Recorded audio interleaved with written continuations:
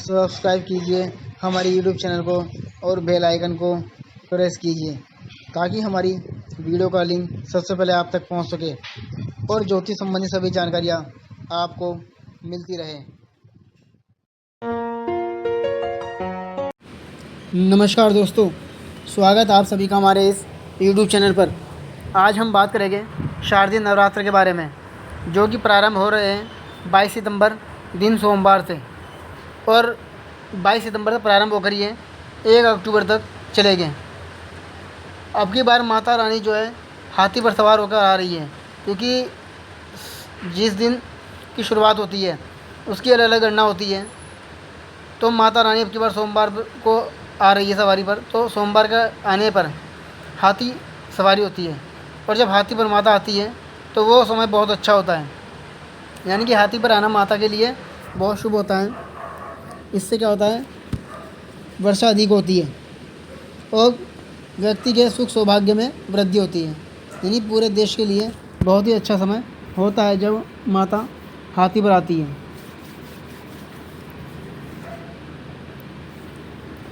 अब की बार जो है एक तिथि बढ़ रही है, तो 9 की जगह 10 दिन के हो गए हैं, क्योंकि एक तिथि बढ़ने के कारण 10 दिन के बैठ रहे हैं।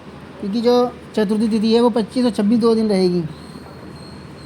तो 22 तारीख को प्रारंभ हो रहे हैं नौरते। 22 तारीख को प्रारंभ होकर जो है 1 तारीख तक है। तो 22 तारीख को पहला नौरता रहेगा। इस दिन माता शैलपुत्री जी की पूजा होगी।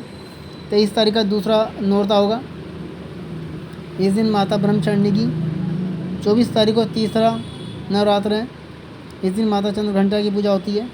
और 25 तारीख को जो है चौथा नौरता रहेगा, इस दिन माता कुष्मांडा की पूजा होगी। उसके बाद चौथा जो है चतुर्थी तिथि 26 तारीख को भी लग रही है, लेकिन पंचमी जो है 27 तारीख को 12 बजे तक रहेगी। तो इसी कारण चतुर्थी 25 और 26 2 दिन मानी गई है। तो इसलिए पाँचवा जो नौरता है वो 27 तारीख को किया जाएगा, इस दिन स्कंद माता की पूजा होगी। 28 तारीख को छठा नौरता है, इस दिन माँ कात्यायनी की पूजा की जाएगी। 29 तारीख को 7वां नवरात्र है, इस दिन माता कालरात्रि की पूजा। और 30 तारीख को जो है 8वां नौरता माता महागौरी की। 1 तारीख को 9वां है, इस दिन माता सिद्धिदात्री की पूजा की जाएगी।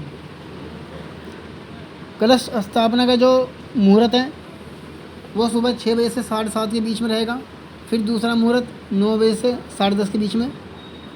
इसके बाद तीसरा जो मुहूर्त है वो 11:45 से लेकर 12:35 रहेगा, जो कि अभिजीत मुहूर्त है। ये एक बहुत ही शुभ समय है। अभिजीत मुहूर्त बहुत ही अच्छा है। लेकिन जो सुबह का मैंने समय बताया है ये भी कलश स्थापना के लिए बहुत ही अच्छा मुहूर्त है। कलश स्थापना करते समय व्यक्ति को बहुत ध्यान रखें। सुबह स्नान करके पहले गंगा जल छिड़क लें। कोई बड़ी चौकी पर लाल वस्त्र बिछा कर ही माता की तस्वीर लगाएं और उस पर अपना कलश रख लें। कलश आम के पत्ते और जो भी सामान सब वो रख लें। ये ध्यान रखें कि उसका मुंह आपकी तरफ हो, यानी कि जो नारियल आप रख रहे हो, नारियल का मुख जो है आपकी तरफ होना चाहिए, तो ही वो शुभ होता है। और इन 9 दिनों में व्यक्ति को बहुत ज़्यादा शुद्धता का पालन करें। किसी प्रकार का तामसिक भोजन न खाएं।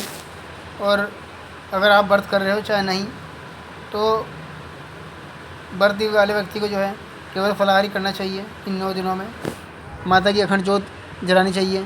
और दूसरा यह है कि जो तामसिक भोजन होता है, चाहे वो घर का हो चाहे बाहर का हो, पूरी तरह से उसे त्याग देना चाहिए।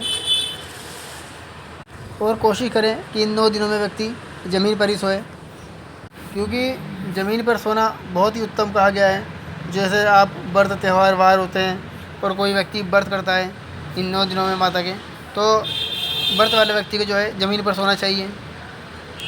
साफ सुथरे वस्त्र रोज़ पहनने चाहिए। गंगा जल घर में छिड़के रोज़, क्योंकि माता का आगमन होता है। तो जितना भी आप शुद्धता घर में रखेंगे, साफ़ सफाई, उतना ही अच्छा होगा। और इसके अलावा अपना रोज़ दुर्गा चालीसा का पाठ करें। माता के किसी एक मंत्र का जाप करें, क्योंकि कई सारे मंत्र हैं दुर्गा सप्तशती के। जो भी मनोकामना आपकी पूर्ण है, कई तरह के मंत्र के बारे में आगे भी बताएंगे। दुर्गा सप्तशती के सभी अध्याय का पाठ करें। तो ये था शारदीय नवरात्र के बारे में जो आज आपने जाना। हमारी और वीडियो आगे भी आप लोगों के लिए ऐसी आती रहेगी। आप हमारी वीडियो को लाइक करें, चैनल को सब्सक्राइब करें और इसको शेयर भी कर दें।